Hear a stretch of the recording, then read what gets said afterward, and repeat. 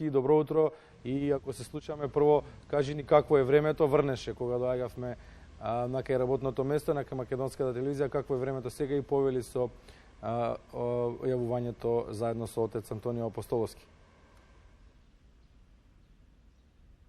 Добро утро, Бранко, до тебе и до гледачите на Македонија наутро. Празникот на пролетта воедно и младенци го дочекавме со дожд, иако на миг сопрено, велат кога некој од горе има замислено се да помине во најдобар ред, тоа така и ќе биде. Денешниот ден, 22 март, особено го сакаат и почитуваат младите. Ден на младоста, ден на љубовта, ден на убавината. Овој ден е посветен апсолутно на нив и ништо нема да ја одземе радоста која што ја носи токму денешниот ден. За значењето на истиот и обичаите и традицијата се разбира поврзани со младенци. Тема на разговор со отец Антонио Апостоловски од Соборниот храм Свети Климент Охридски. Добро утро, нека ни е честит и убав денот и ајде малку на самиот почеток на овој разговор да ги информираме и нашите гледачи. Кое е значењето на младенци? Самиот празник младенци има големо значење, затоа што тука денес ние празнуваме 40 маченици од Севастија, кои што пострадале на почетокот од 4 век. Знаеме дека во првите неколку векови христијанството било гонета религија во Римската империја и токму во тој период многу маченици имаме во христијанската православна црква, за кои што си спомнуваме и ги славиме. Па така имало еден настан кога на почетокот од 4 век, поточно во 320 година, во местото Севастија загинале 40 маченици. Тие всушност биле христијани, тајни христијани кои што биле членови на римската војска и кога се открило за нивното исповедање на верата дека се христијани, почнале да ги убедуваат да се поклонат на идолите и да го остават христијанството. Меѓутоа, овие млади луѓе не сакале тоа да го направат, биле сигурни во својата вера и тие биле подложни на измачувања, на маки, биле измачувани од римската војска, меѓутоа еден од нив се откажал од верата и подклекнал на измачувањата, меѓутоа во една вечер кога тие биле фрлени во вода, во езеро и имало таму мраз и силен студ, кога се симнале од небото венци на нивните глави, тоа било сведоштво за нивното мачеништво од Бога и тогаш во тој момент еден од стражарите кога видел дека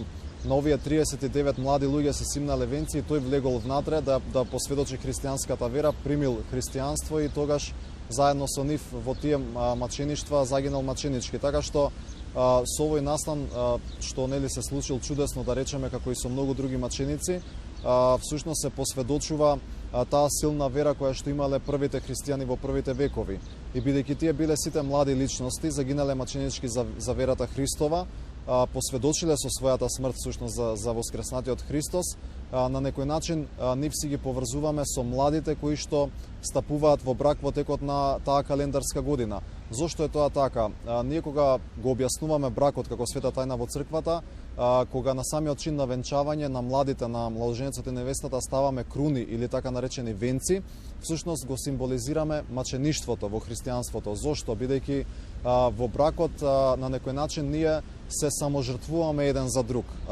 Приложуваме тука љубов, приложуваме тука некои дела кои што да речеме се символички гледано еден вид на мачеништво, затоа што знаеме дека во бракот не е секогаш се послано со рози, не тече мед и млеко и така натаму. Тоа е еден живот во кој што треба многу самоодрекување, треба отфрлање на егото и слично, така што се даваме себе си за другиот, за брачниот партнер, меѓутоа и за децата што ќе дојдат во тој брак. Еден руски теолог многу интересно ова го објаснува, вели имало еднаш едно сонце со планети околу себе, се викало Иван, например, и тоа, да речеме, околу тоа сонце се вртело се. После тоа сонце запознало едно друго сонце кое што се викало Тања и околу тоа сонце сите планети се вртеле. Всушност, околу тие две личности кружеле мама, тато, роднините и така натаму и се им угодувале. И кога тие две сонца ќе се спојат, после ќе се појави во нивниот живот и други сонца, односно дечињата нивни, околу кои тие треба да се грижат и тие всушност треба да се прилагодуваат веќе на децата, еден на друг, сопружниците и така натаму, и треба таа љубов да ја прикажат во вистинска смисла, односно веќе тука не се живее само за себе си, туку се живее и за другиот. И на некој начин тој брак, да речеме, тој заеднички живот бара еден вид на мачеништво и затоа го поврзуваме со овие младенци кои што загинале во 4-тиот век во Севастија. И одрекувањето и прилагодувањето е важно за се во животот да ни успее. Денешниот празник е еден од позначајните христијански празници во пролетниот циклус. Поврзан е со неколку обичаи, што вели традицијата, што се прави на денешен ден? Вака, ние кога зборуваме за традицијата и обичаите, пред се го спомнуваме црковниот дел. Значи, одиме наутро во црква на литургија, затоа и ние кога ги венчаме младите во црква, нели обично им порачуваме, ги советуваме свеките кои што им останале од самиот чин на венчавање да се ги донесат на денешен ден во црква. Зошто го правиме тоа? Не случајно им кажуваме така со цел да дојдат тие наутро на служба, да присуствуваат на светата литургија, по можности да се причестат со светите Христови тајни, што е всушност круна на нашето служење во црквата. И тоа е наша цел како христијани, почесто да се причестуваме и така натаму. Кога вака ќе се започне денот со молитва и со присуство на богослужбата, ќе си ги запалиме свеќите, ќе се помолиме и потоа во текот на денот во една таква убава празнична атмосфера што ќе однесеме и во нашите домови, ќе го продолжиме денот. Нели на овој ден исто така според народните верувања се оди кај младите што изминатава година стапиле во брак, на гости им се носи некој подарок и така натаму се посакуваат убави желби, мисли и слично. Тоа е она што, да речеме, од црковна гледна точка би требало да се направи во тој ден и да се запази исто и храната и така натаму. Сакам да се задржиме малку на храната. Младенци вообичаено се паѓаат за време на пост. Денес голем број млади луѓе ќе имаат гости кај себе дома, па треба да ја прилагодат и трпезата.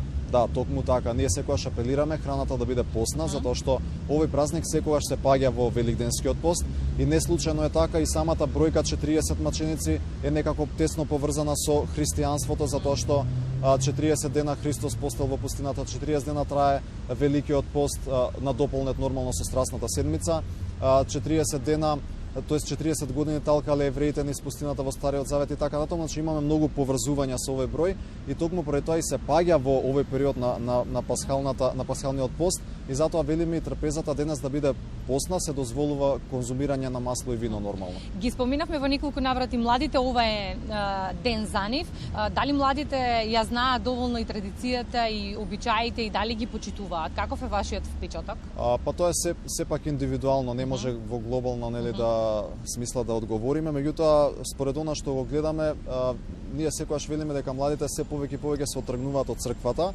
Јас не сакам да верувам дека тоа е баш така и сум убеден дека со текот на времето и доколку и ние повеќе се ангажираме, нели, како свештенство и како црква и апелираме и му кажуваме на нив за некои работи, за верата, дека тие повторно, нели, ќе се вратат кон црква, така што верувам дека ги почитуваат традициите кои што ги наследиле од нивните стари и се надевам дека уште повеќе и повеќе ќе почитуваат верата во иднина.